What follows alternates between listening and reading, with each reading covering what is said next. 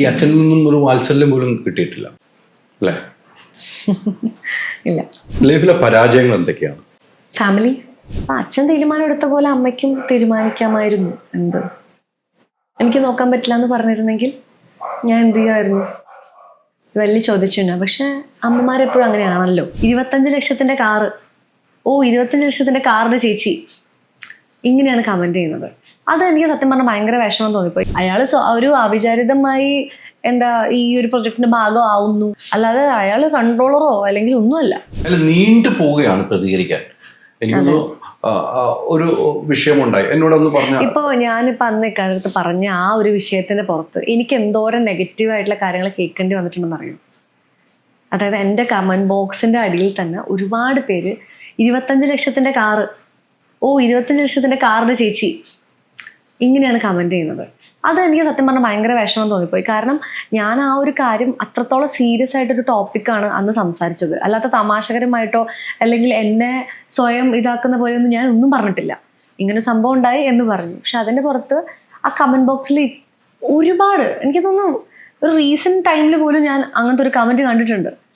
Fake അക്കൗണ്ടാണ് സ്വാഭാവികമായിട്ട്. പക്ഷെ അതെന്താണ് അങ്ങനെ നെഗറ്റിവിറ്റി പറയാൻ മാത്രം എന്താണ് അവിടെ ഉള്ളത് എനിക്ക് മനസ്സിലായി. അവിടെ എന്നെ കളിയാക്കാൻ മാത്രം എന്താ ഉള്ളത്? ഞാൻ ആ കാര്യം പുറത്ത് പറയാതെ വേണമെങ്കിൽ എനിക്ക് ഇരിക്കായിരുന്നു. പക്ഷെ പറഞ്ഞത് ഓക്കെ, വേറൊരാൾക്കും കൂടി അങ്ങനത്തെ ഒരു അനുഭവം ഉണ്ടാവരുത് എന്ന് വിചാരിച്ചിട്ടാണ് ഞാനത് പറഞ്ഞത്. പക്ഷെ അത് പറഞ്ഞതിന് പോലും എനിക്ക് അങ്ങനത്തെ ഒരു നെഗറ്റീവ് ഇമ്പാക്റ്റ് ആണെങ്കിൽ ഈ റിയാക്ട് ചെയ്യാൻ വൈകുന്നതും ഈ ഒരു റീസൺ തന്നെ ആയിരിക്കും. കാരണം പേടിയാണ്, പുറത്ത് പറഞ്ഞു കഴിഞ്ഞാൽ എന്താവും, എങ്ങനെയാവും, എനിക്ക് ഇച്ചിരി നിലപാടെടുത്തു കഴിഞ്ഞാൽ എന്ത് സംഭവിക്കും, അതിന് പേടിയായിരിക്കാം. അന്ന് ആ പ്രശ്നം എൻ്റെ അടുത്ത് പറഞ്ഞു. അന്ന് തമിഴ് പ്രൊജക്റ്റാണ് അതുകൊണ്ടായത് അല്ലേ? പ്രൊഡക്ഷൻ കൺട്രോളിൽ അല്ല, കൺട്രോളർ ഒന്നുമല്ല, കാസ്റ്റിംഗ് ചെയ്യുന്ന. സിനിമയിൽ ഇല്ലാത്ത ഒരാളാണ് അദ്ദേഹം. അല്ലാതെ സിനിമയിൽ വർക്ക് ചെയ്യുന്ന അല്ലെങ്കിൽ ഇൻഡസ്ട്രിയോട് ബന്ധപ്പെട്ട ഒരാളെ അല്ല. അയാൾ ഒരു അവിചാരിതമായി ഈ ഒരു പ്രൊജക്ടിന്റെ ഭാഗമാവുന്നു, അങ്ങനെ എന്നെ കോണ്ടാക്ട് ചെയ്യാൻ ശ്രമിക്കുന്നു. ഞാനൊരു എങ്ങനെയോ ഞാനും ഓക്കെ ആക്സെപ്റ്റ് ചെയ്യുന്നു, ആ മെസ്സേജ് റിപ്ലൈ കൊടുക്കുന്നു, പ്രൊജക്ടിനോട് സംസാരിക്കുന്നു. അങ്ങനെ വന്നൊരു സംഭവമാണ്. അല്ലാതെ അയാൾ കൺട്രോളറോ അല്ലെങ്കിൽ ഒന്നുമല്ല. സിനിമയായിട്ട് ഇല്ല, സിനിമയായിട്ട് ബന്ധമുള്ള ആളൊന്നും അല്ല. ആ സിനിമയ്ക്കാണോ കാസ്റ്റിംഗ് ചെയ്തത്? ആ സിനിമയ്ക്കാണ് അയാൾ കാസ്റ്റിംഗ് ചെയ്തത്. ആ സിനിമയിലുള്ള ഒരു വ്യക്തി ഇയാളുടെ സുഹൃത്തായിരുന്നു. അതുമൂലം വന്ന ഒരു കോയിൻസിഡന്റൽ ആയിട്ടുള്ള ഒരു സംഭവം മാത്രമാണ്. അല്ലാതെ അതൊരിക്കലും സിനിമയിൽ നിൽക്കുന്ന അല്ലെങ്കിൽ പ്രഗത്ഭനായ ഒരാളൊന്നും അല്ല. അതെനിക്ക് ഓർക്കുന്നു. അല്ല എന്നോട് പറഞ്ഞിരുന്നു. അതിനുശേഷം പിന്നീട് ഇപ്പം തമിഴ് മേഖലയിൽ പോകുന്നു. ഇങ്ങനെ ആളുകൾ ഇത്തരം ചൂഷണങ്ങൾ ഉണ്ടോ? പക്ഷെ ഇല്ല, ഇപ്പോ ആക്ച്വലി ഭയങ്കരമായിട്ട് കുറഞ്ഞിട്ടുണ്ട്. എനിക്ക് തോന്നുന്നു മേ ബി പേടിയാണോ എന്ന് എനിക്കറിയില്ല. പറയാൻ തന്നെ ആൾക്കാർക്ക് മടിയുണ്ട്. ഇപ്പൊ പണ്ടൊക്കെ ആണെങ്കിൽ ഇങ്ങനെ ഓപ്പണായിട്ട് നേരിട്ടടിച്ചൊക്കെ സംസാരിക്കുന്നവരുണ്ടായിരുന്നു. പക്ഷെ ഇപ്പൊ അങ്ങനെയൊന്നും സംസാരിക്കുന്നില്ല. ഒരു പദം വന്നിട്ടുണ്ടെന്ന് തോന്നുന്നു. ഈ പണ്ട് ഓപ്പണായിട്ട് സംസാരിക്കുന്ന എന്നോട് ഒരു സംഭവം മാത്രമേ പറഞ്ഞിട്ടുള്ളൂ. വേറെ സംഭവങ്ങളുമല്ല, അനുഭവങ്ങൾ ഉണ്ടായിട്ടോ? നമ്മൾ അന്ന് പ്രതികരിച്ചു അങ്ങനെ? എനിക്കങ്ങനെ പ്രതികരിക്കാൻ മാത്രം പിന്നീട് അനുഭവങ്ങളൊന്നും ഉണ്ടായിട്ടില്ല. പിന്നീടൊന്നല്ല, അതിനുശേഷം ഒന്നും അങ്ങനെ ഉണ്ടായിട്ടില്ല. ഇപ്പോഴത്തെ ഈ മേഖലയിലെ തന്നെയാണ് ഞാൻ പറയുന്നത്. സിനിമയ്ക്ക് മൊത്തത്തിൽ ഒരു തിരിച്ചടി എന്ന നിലയിലേക്കാണ് പോകുന്നത്. അത് ഇപ്പൊ ഞാൻ ഒരു സിനിമാ മേഖലയിൽ തന്നെ നിൽക്കുന്ന ഒരാളാണ്. ഞാനിപ്പം ഇന്റർവ്യൂ ചെയ്യുന്നതും സിനിമയിൽ അഭിനയിക്കുന്നു ഒക്കെ ചെയ്യുന്ന ആള് തന്നെയാണ്. അപ്പൊ നമ്മളും വീട്ടിൽ നിന്ന് ഇറങ്ങുമ്പോൾ എന്തിനാണ് പോകുന്നത് ചോദ്യത്തിലേക്ക് ഇപ്പോൾ ഉയരുന്ന ഒരു സാഹചര്യം ഉണ്ടാകുകയാണ്. അത്തരം ഒരു കേൾവി ഇപ്പോൾ വീട്ടിൽ നിന്ന് ഇപ്പൊ വരുന്നു, ഇന്ന് പൂജയ്ക്ക് വരുന്നു, ഇനി അടുത്ത ലൊക്കേഷനിലേക്ക് പോകുന്നു.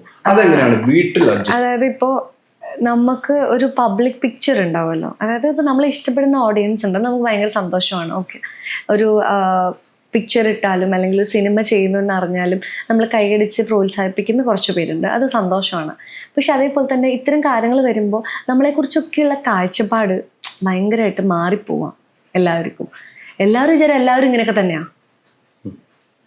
അങ്ങനെ എല്ലാവരും ജനറലൈസ് ചെയ്ത് കാണുന്നത് ശരിയല്ലല്ലോ. ഇപ്പോൾ ഒരാൾ 2 പേരോ അല്ലെങ്കിൽ 3 പേരോ 10 പേരോ അങ്ങനെ ആയെന്ന് വിചാരിച്ച് കൂട്ടത്തിലുള്ള ബാക്കിയുള്ള എല്ലാവരും അങ്ങനെ തന്നെ ആയിരിക്കണം എന്ന് നിർബന്ധമില്ലല്ലോ. ലൈഫിലെ പരാജയങ്ങൾ എന്തൊക്കെയാണ്? പരാജയം, ഫാമിലി. അങ്ങനെ പരാജയം എന്നൊന്നും പറയില്ല, ഒരു അപൂർണത, ആ ഒരു പോയിന്റ് മാത്രമേ തോന്നിയിട്ടുള്ളൂ. ബാക്കിയെല്ലാം ദൈവം സഹായിച്ച് എന്തൊക്കെയൊക്കെയോ ചെയ്യാൻ പറ്റിയിട്ടുണ്ടെന്ന് വിശ്വസിക്കുന്നു. എന്തുകൊണ്ടാണ് അപൂർണമാകാതിരുന്നത്? അപൂർണമാവുന്നത് ഒരു കെട്ടുറപ്പുള്ളൊരു ഫാമിലി എന്ന് പറയുന്നത് എല്ലാവർക്കും ഭയങ്കര ഇഷ്ടമുള്ള കാര്യമല്ലേ. അത് ഇല്ല എന്നുള്ളൊരു അല്ല, അത് പറയുമ്പോൾ എനിക്ക് മനസ്സിലാവുന്നുണ്ട്. കെട്ടുറപ്പുള്ളൊരു ഫാമിലി ഇല്ല എന്ന് പറയുമ്പോൾ വിഷം എനിക്ക് മനസ്സിലാവുന്നുണ്ട്. അത് എന്താണ് സംഭവിച്ചത്? എന്താ, ഒന്നുമില്ല. അത് അച്ഛൻ്റെ ഒരു പ്രസൻസ് ഇല്ലായ്മ മാത്രമാണ് ഒരു പ്രശ്നം. അത് ഞാൻ സത്യമായിട്ടും ഞാൻ പുറത്ത് പറയണമെന്ന് വിചാരിച്ചൊരു കാര്യമല്ല. പക്ഷെ പിന്നീട് ഇങ്ങനെ ഒരു ഇൻ്റർവ്യൂവിൽ കഴിഞ്ഞ പ്രാവശ്യം സംസാരിച്ച് വന്നപ്പോൾ പറഞ്ഞു പോയതാണ്. അത് അവരുടെ ഒരു തെറ്റിദ്ധാരണയും ചിന്താഗതിയുടെയും ഒരു മനസ്സിലാക്കൽ, അവിടേക്ക് ഒരു ലാക്ക് ഓഫ് അണ്ടർസ്റ്റാൻഡിങ്ങിൻ്റെ ഒക്കെ ഒരു പ്രശ്നം. അമ്മ എന്ത് പറയുന്നു? അമ്മ ആക്ച്വലി ഒരു 27 വർഷം കാത്തിരുന്നു. ഇന്ന് ശരിയാവും, നാളെ ശരിയാവും, ചെന്നാൽ ശരിയാവും. പക്ഷെ പിന്നീട് അത് ഇല്ല എന്നുള്ളൊരു പോയിന്റിലെത്തിയപ്പോൾ ആ ഒരു പ്രതീക്ഷയിൽ ഇനി ജീവിക്കണ്ട എന്ന് അമ്മയും തീരുമാനിച്ചു. അച്ഛന് വേണ്ടി ഒരു കാത്തിരിപ്പ്, ഒരു മകൾ എന്ന നിലയിൽ കാത്തിരുന്നില്ലേ? കാത്തിരുന്നിട്ടുണ്ട്, ആഗ്രഹിച്ചിട്ടുണ്ട്, സംസാരിക്കാൻ ശ്രമിച്ചിട്ടുണ്ട്, മനസ്സിലാക്കാൻ ശ്രമിച്ചിട്ടുണ്ട്. പക്ഷെ അച്ഛൻ തയ്യാറാവുന്നില്ലായിരുന്നു. ഇല്ല, അത് മനസ്സിലാക്കാനുള്ളൊരു മാനസികാവസ്ഥയിൽ അദ്ദേഹം ഉണ്ടെന്ന് എനിക്ക് തോന്നുന്നില്ല. അത് മറ്റു ബന്ധുക്കൾ ഇടപെട്ടില്ലേ? ബന്ധുക്കൾ ഇടപെട്ടാലും കാര്യമില്ലല്ലോ. കാരണം ജീവിതം തീരുമാനിക്കുന്നത് നമ്മൾ എന്തൊക്കെ പറഞ്ഞാലും മറ്റേ എൻ്റെ ഒത്തിരി 2 വ്യക്തികളുടെ തീരുമാനങ്ങളാണ്. അതിൽ ഞാൻ എന്തൊക്കെ ഇടപെട്ടാലും. ഈ അച്ഛനിൽ നിന്നും ഒരു വാത്സല്യം പോലും കിട്ടിയിട്ടില്ല അല്ലേ? ഇല്ല, ജന്മം കിട്ടിയെന്ന് മാത്രമേ ഉള്ളൂ. അത്രേ ഉള്ളൂ. പിന്നീട് ഒന്നും. ആ ഒരു പൂർണ്ണത ഇല്ലായ്മ വലിയ രീതിയിൽ മനസ്സിൽ എവിടെ പോയാലും അലട്ടാറുണ്ടല്ലോ. അത് എന്തായാലും ഉണ്ടാവും, എല്ലാവർക്കും ഉണ്ടാവും. ആദ്യമൊക്കെ ഒരുപാടുണ്ടായിരുന്നു, പിന്നെ അതൊക്കെ കുറഞ്ഞു. ഇപ്പം ഇല്ല. പക്ഷെ എപ്പോഴെങ്കിലുമൊക്കെ ചിന്തിക്കുമ്പോൾ ഒരു ബുദ്ധിമുട്ടും വിഷമങ്ങളൊക്കെ തോന്നും. പക്ഷെ പിന്നെ നല്ലതിനായിരിക്കാം. നിങ്ങളൊക്കെ വളർത്തിയെടുക്കാൻ വേണ്ടി അമ്മ എന്തുമാത്രം കഷ്ടപ്പെട്ടിട്ടുണ്ടാവും? ഒരുപാടെന്ന് പറഞ്ഞാൽ ഒരുപാട്. അച്ഛനായാലും അമ്മയ്ക്കായാലും എനിക്ക് തോന്നുന്നു ഒരു കുഞ്ഞിൻ്റെ കാര്യത്തിൽ തുല്യ അവകാശമാണ്. 2 കണ്ണ് പോലെ തന്നെയാണ്. ഏത് കണ്ണ് പോയാലും തുല്യമായിട്ടുള്ള ബാധിക്കപ്പെടും. അപ്പം അച്ഛൻ തീരുമാനം എടുത്ത പോലെ അമ്മയ്ക്കും തീരുമാനിക്കാമായിരുന്നു. എനിക്ക് നോക്കാൻ പറ്റില്ല എന്ന് പറഞ്ഞിരുന്നെങ്കിൽ ഞാൻ എന്ത് ചെയ്യുമായിരുന്നു? വലിയ ചോദിച്ചില്ല. പക്ഷെ അമ്മമാരെപ്പോഴും അങ്ങനെയാണല്ലോ. പക്ഷെ അമ്മ വളരെ കുഞ്ഞായിരുന്നു. അമ്മയ്ക്ക് ഞാൻ 20 വയസ്സിലാണ് അമ്മയ്ക്ക് ഉണ്ടാകുന്നത്. അപ്പം 20 വയസ്സിൽ അമ്മയ്ക്ക് എന്തൊക്കെയാണോ ചെയ്യാൻ പറ്റുന്നത് അതിൻ്റെയൊക്കെ മാക്സിമം ചെയ്തിട്ടുണ്ട്. അതായത് അമ്മ എപ്പോഴും പണ്ടൊക്കെ പറയാലും, ഇപ്പോൾ സ്കൂളിൽ പഠിക്കുന്നവർക്ക് എൻ്റെ അടുത്ത് പറഞ്ഞത് പഠിക്കണം. ജീവിതത്തിൽ ആര് വന്നാലും പോയാലും നിനക്ക് കൂടെ ഉണ്ടാവുക നിൻ്റെ വിദ്യാഭ്യാസം മാത്രമാണ്. നീ എത്ര ഡിഗ്രി എടുത്താലും, നീ എത്ര PG എടുത്താലും അത് മാത്രമേ നിൻ്റെ കൂടെ കാണുള്ളൂ. നിനക്ക് എവിടെ പോയാലും നിനക്ക് എന്ന് പറയുന്ന ഒരു നിലപാട് വേണമെന്നുണ്ടെങ്കിൽ നിനക്ക് വിദ്യാഭ്യാസവും വിവരവും വേണം. ഇത് രണ്ടും നീ കൈവശം വെച്ച് കഴിഞ്ഞാൽ നിൻ്റെ ലൈഫ് സേഫാവും എന്ന് പറയും. അപ്പം ഞാൻ വിചാരിച്ചു, അമ്മ എന്തിനാണ് എപ്പോഴും ഈ പഠിത്തത്തിന് ഊന്നുന്നത്? ഇപ്പോൾ വേറെ എന്തൊക്കെ കാര്യങ്ങളുണ്ട്. അപ്പോൾ ഡാൻസിന് എല്ലാം അമ്മയ്ക്ക് ഇഷ്ടമാണ്. ഞാൻ ഡാൻസ് പഠിക്കാൻ എന്നെ കൊണ്ടുവിടും, പാട്ട് പഠിക്കാൻ കൊണ്ടുവിടും, പെയിൻറ്റിങ്ങിന് പോയിട്ടുണ്ട്, ക്ലേ മോഡലിംഗ് പഠിച്ചിട്ടുണ്ട്.